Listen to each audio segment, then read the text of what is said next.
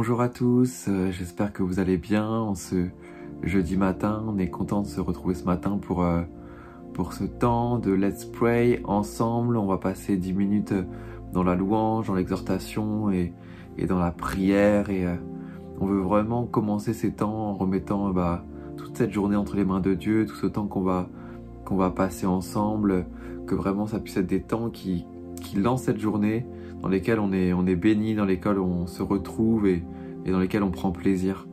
Alors je vous propose qu'on puisse simplement prier ensemble. Seigneur, merci pour cette journée que tu fais, merci pour ton souffle de vie, merci parce que tu nous accompagnes.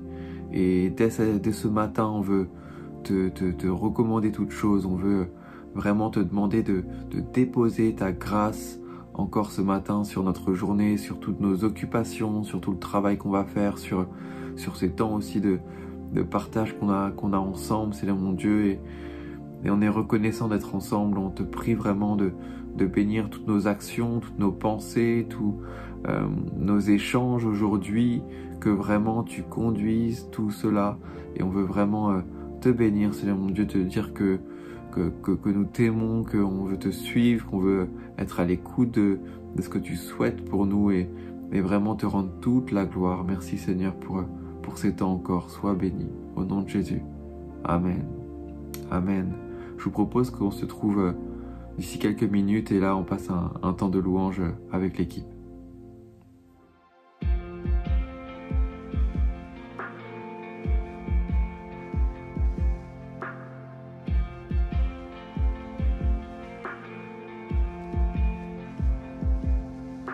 Voici ce pourquoi l'on a prié. Une fois attisé, voit le jour. J'ai tant vu, mais je suis convaincu que le meilleur reste à venir.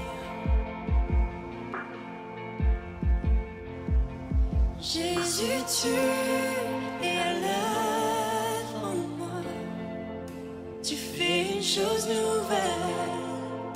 Tu fais une chose nouvelle. Tu vois venir la vague d'un réveil, empreint de justice et de louange.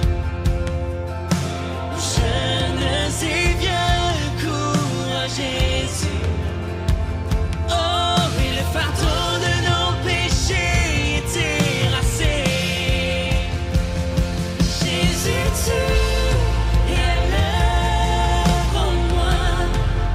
Tu fais une chose nouvelle.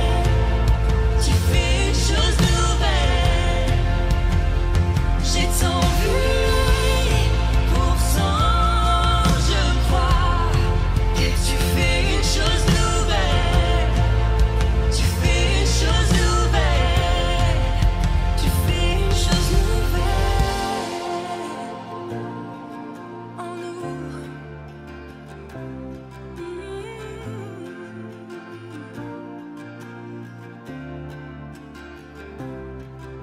Ton amour ne m'abandonnera pas. Tu n'abandonnes pas. Tu ne m'abandonnes pas, Seigneur. Ton amour ne m'abandonnera pas. Tu n'abandonnes pas. Tu ne m'abandonnes pas, Seigneur. Ton amour ne m'abandonnera pas. Tu n'abandonnes pas. Tu n'abandonnes pas, Seigneur. Je le sais. Je le sais. Ton amour ne m'abandonnera pas. Tu n'abandonnes pas. Tu ne m'abandonnes pas, Seigneur.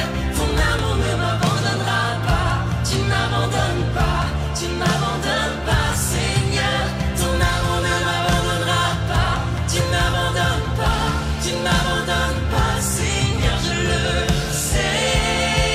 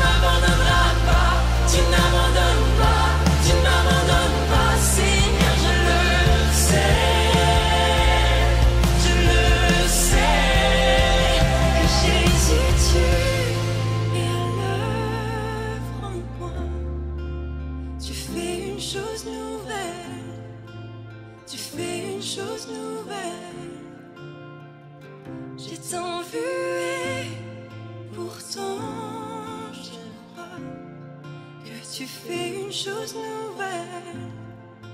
Tu fais une chose nouvelle.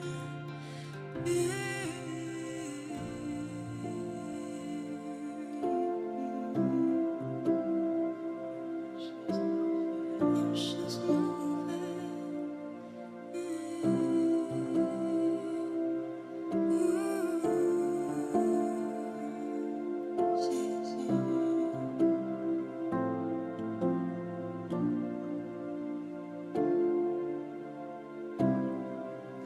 Nous sommes prêts pour ce qui arrive, prêts pour ce que tu veux faire, prêts à ce que le passé passe, avançons là où tu nous guides.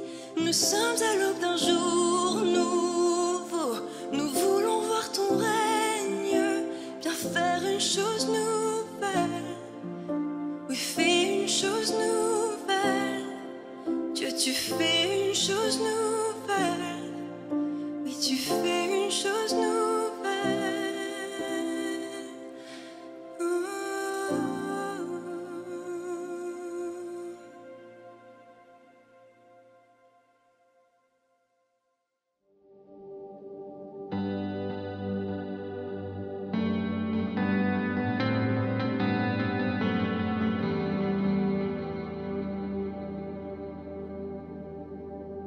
Son nom surpasse tout autre nom.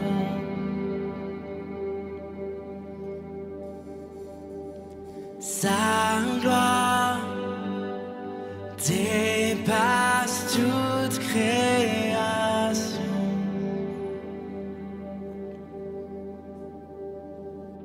Son chant résonne dans l'univers, fait écho dans nos cœurs. Oh Dieu, plus grand que tout. Sa face rayonne comme le soleil. Sa grâce est vaste comme son amour.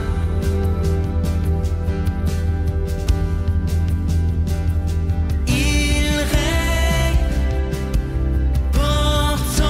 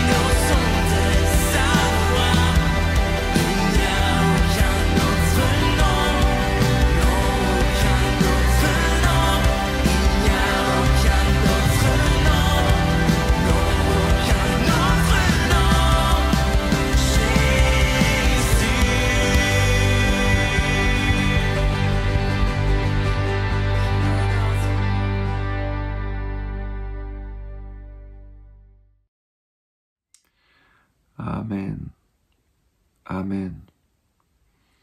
Voilà. Je vous propose qu'on puisse partager quelques moments ensemble autour de la parole, et puis après on aura un temps de prière.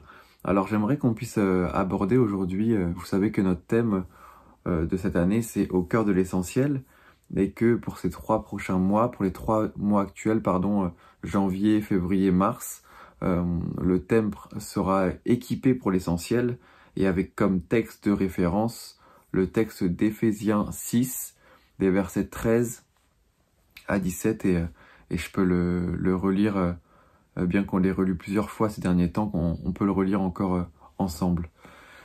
Éphésiens 6, 13, c'est pourquoi prenez toutes les armes de Dieu, afin de pouvoir résister dans le mauvais jour et tenir ferme après avoir tout surmonté.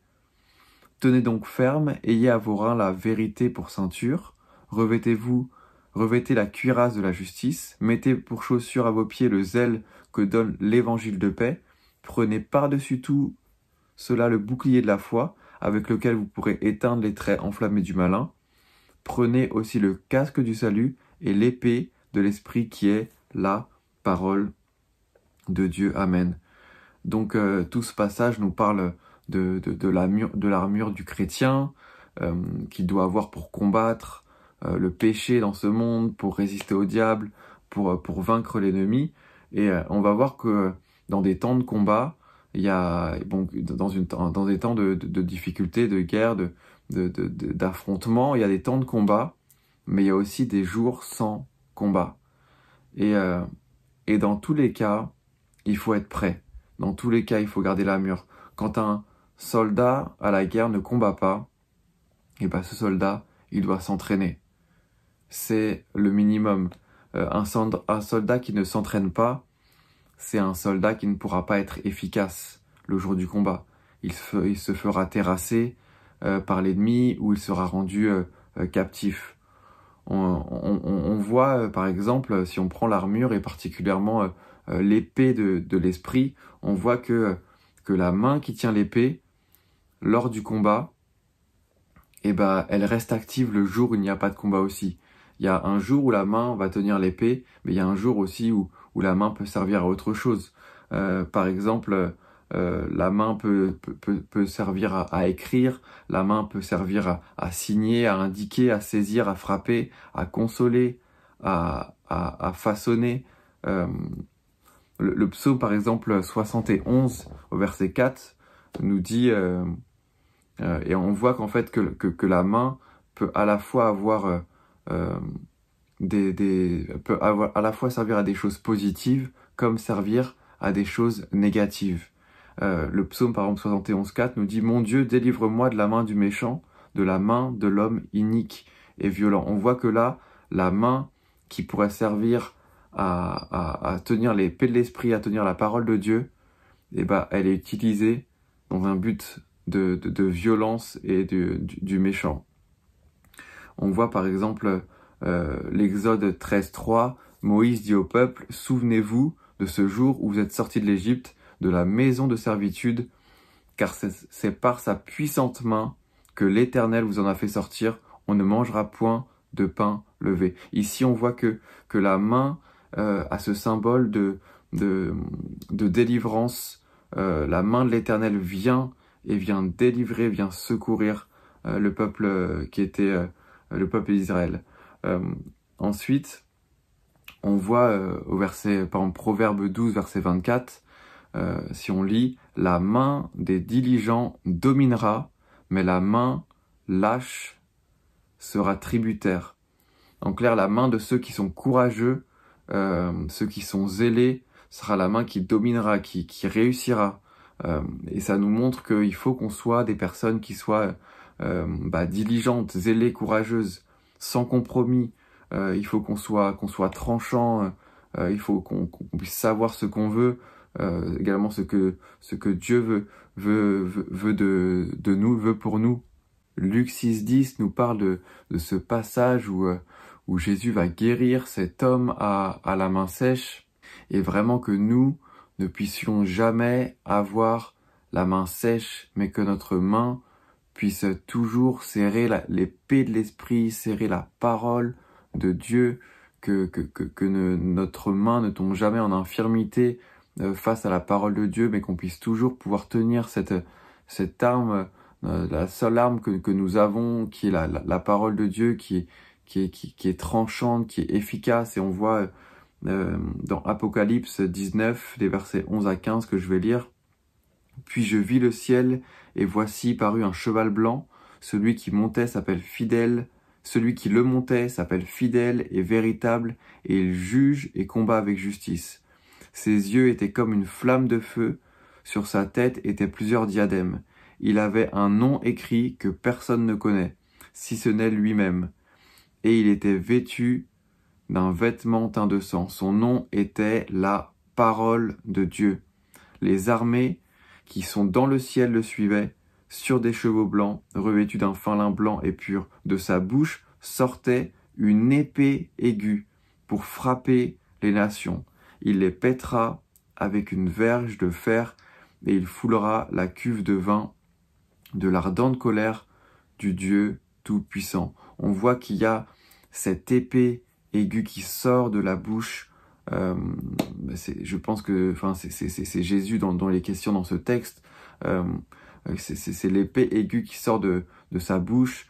C'est la parole de Dieu qui sort de sa bouche. On voit que la parole de Dieu, il est dit qu'elle vient pour juger, pour combattre avec justice. La parole de Dieu va venir pour trancher. Jésus va venir pour trancher. Hébreux 4, 12 nous dit « Car la parole de Dieu est vivante et efficace, plus tranchante qu'une épée quelconque, à deux tranchants, pénétrante jusqu'à partager âme et esprit, jointure et moelle. Elle juge les sentiments et les pensées du cœur. » La parole de Dieu est ultra efficace. On voit que Jésus, si on prend d'autres exemples encore, Jésus qui va utiliser dans le désert, je ne vais pas rappeler cet exemple, mais Jésus qui va utiliser la parole de Dieu pour se défendre dans le désert. La parole de Dieu, c'est l'arme la plus efficace du chrétien. Et je veux nous encourager vraiment à avoir cette soif de la parole de Dieu, cette soif de méditer la parole de Dieu. Comme on l'a dit en introduction, il y a cette armure du chrétien qu'il doit avoir, et cette épée de l'esprit, et qu'on soit dans les combats ou pas, il faut pouvoir s'entraîner, il faut pouvoir être équipé, il faut pouvoir maîtriser cette arme que Dieu nous donne, l'épée de l'esprit, cette parole de Dieu. Et je nous encourage vraiment à prendre la parole, à être fortifié par la parole, à s'encourager continuellement par la parole, parce que en faisant cela, on est sûr de tenir ferme face aux ruses de l'ennemi, face aux attaques que l'ennemi peut avoir contre nous. Et pour terminer, ce psaume 119, verset 11, qui nous dit « Je serre ta parole dans mon cœur afin de ne pas pécher contre toi. » Et je pense qu'on peut, si on ne le connaît pas par cœur, apprendre ce verset par cœur. « Je serre ta parole dans mon cœur afin de ne pas pécher contre toi. » Amen. Et je vous propose qu'on passe maintenant les 10 prochaines minutes dans la prière, dans la recherche de Dieu, et que on puisse commencer simplement par bénir Dieu, simplement pour sa parole qui nous a donné, sa parole qui nous permet de résister dans les temps difficiles, de combattre l'ennemi, de déjouer les plans de l'ennemi, peu importe ce qu'il peut mettre sur notre route, sur notre chemin. Si nous sommes zélés pour la parole de Dieu, si nous connaissons la parole de Dieu, nous n'avons aucune crainte à avoir, parce que le Seigneur Jésus nous aide dans tout ce que nous pouvons vivre au quotidien. Voilà, je propose qu'on puisse simplement remercier le Seigneur pour sa parole, le bénir pour sa parole qui nous éclaire, qui nous fortifie. Seigneur, on te bénit, on te remercie pour ce cadeau que tu nous as fait de ta parole, de la parole de Dieu qui est véritable, qui est saine, qui est pure, qui est comme du lait et du miel pour nous. Seigneur mon Dieu, on est reconnaissant vraiment de ce cadeau que tu nous as fait, et on te prie vraiment, Et on te remercie vraiment pour cette grâce que nous avons de pouvoir la lire, la méditer, la comprendre, la grandir dans la connaissance de cette parole. Seigneur mon Dieu, on te prie que vraiment tu nous donnes ce zèle, cette envie de lire ta parole, cette envie de la méditer, de l'apprendre, de la connaître par cœur, Seigneur. Tu vois toutes ces fois, Seigneur mon Dieu, où on a besoin de se défendre par la parole de Dieu, on a besoin de connaître la parole, et vraiment que tu nous donnes ce zèle vraiment pour être assoiffé, de méditation, de lecture, que vraiment ça puisse, si pour certains il y a eu un découragement, Seigneur, que ça puisse être un encouragement nouveau à saisir la parole, à la mettre en priorité vraiment dans le quotidien de la vie. On te bénit, Seigneur, pour toutes ces richesses que tu as mis dedans et que tu révèles chaque jour à ceux qui lisent ta parole. Seigneur mon Dieu, merci de nous faire parvenir vraiment toute ta grâce par son travers. Merci, Seigneur, et on te bénit, on est reconnaissant. Amen. Amen.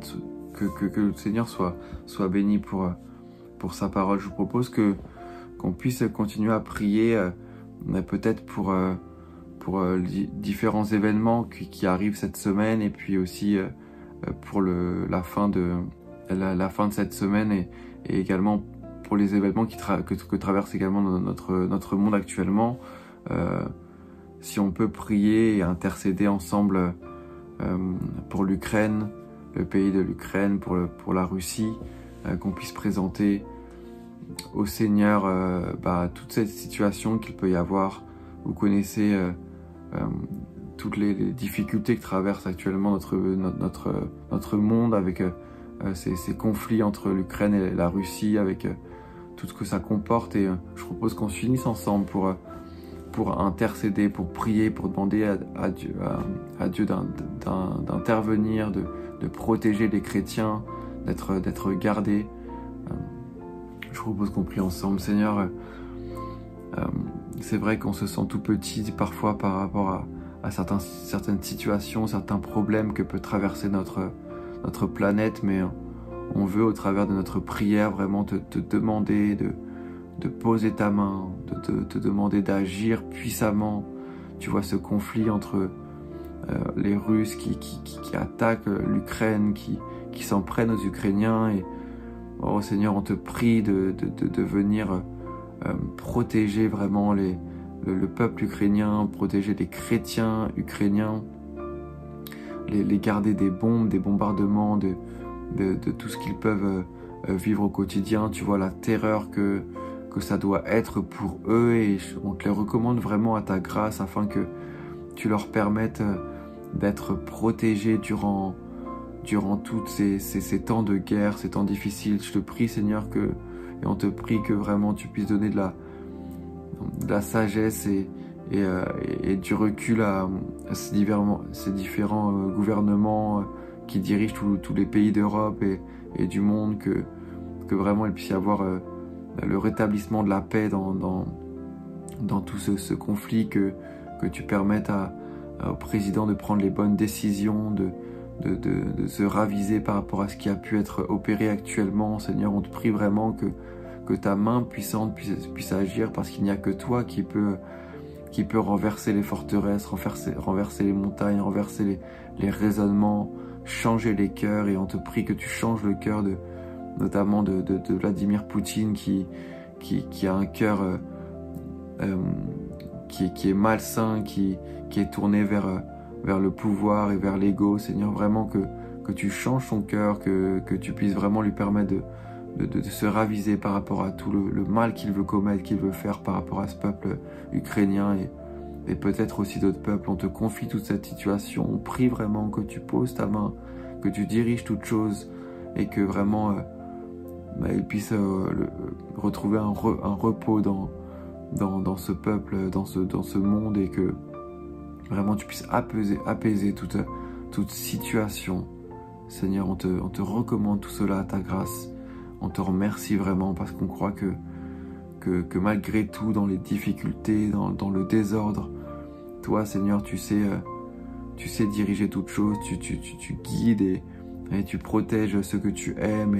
Et vraiment, Seigneur, on te prie pour ces chrétiens qui sont en Ukraine, qui sont peut-être dans la souffrance, dans le désarroi, dans la peur, mais viens, Seigneur, les secourir, viens leur faire du bien, voilà, viens leur faire sentir ta présence et que ils gardent courage, ils gardent les yeux fixés sur toi. Et on te bénit, on te remercie pour ta grâce dans toute situation, Seigneur. Dans le nom de Jésus. Amen. Amen. Et je vous propose qu'on puisse terminer ce temps ensemble en priant pour la journée de demain, la réunion d'intercession qu'il va y avoir, soirée ciel ouvert avec le pasteur Jackie, qu'on puisse vraiment prier que le ciel s'ouvre sur cette réunion, que les cœurs soient touchés, que les vies soient changées au travers de ces temps qui sont à part, qui sont bénissants. Je propose qu'on puisse aussi prier aussi pour le culte de dimanche, que le Seigneur étende sa main et bénisse vraiment tous ces temps qu'on peut passer avec notre Église, à l'Église en action. Seigneur, on te bénit, on te prie pour nos réunions de semaine, réunions d'intercession, ciel ouvert vendredi soir, que ta main soit étendue complètement sur ces temps, que tu disposes tous les cœurs de chacun à pouvoir venir écouter ta parole, à pouvoir venir être transformé par ces temps d'intercession. Tu vois les différents sujets qui vont être abordés, les différents temps qui vont être pris, mais vraiment que ta main inspire, que ta main dirige. Et je crois que tu as déjà commencé à faire tout cela et que vraiment on puisse voir la réalisation de ta gloire dans les vies des chrétiens de l'Église en action, que tu opères vraiment selon ta volonté, Seigneur, dans les vies de chacun, que tu débloques des situations, que tu permettes à certains de trouver un travail, des guérisons, du pardon, Seigneur mon Dieu, vraiment que ta main agisse selon les besoins de chacun, parce que tu aimes